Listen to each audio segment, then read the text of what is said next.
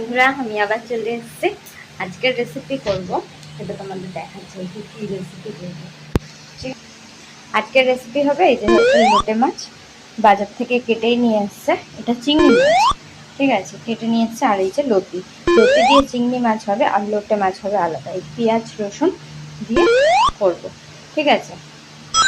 এবারে যখন করব করে তারপরে দেখাচ্ছি।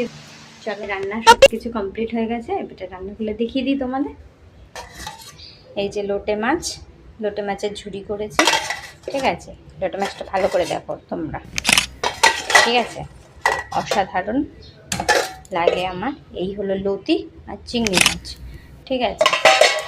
আর এই যে এই হলো ভিন্ডি আলু ভাজা করেছি, একটু ছিল। আর এই যে ডাল, টমেটো। ওকে, আজকের এই মেনু, ঠিক আছে। মঙ্গলবারে ভালো লাগলে শেয়ার করবে, লাইক করবে, কমেন্ট করবে, সাবস্ক্রাইব করবে। চলো টাটা, বাই।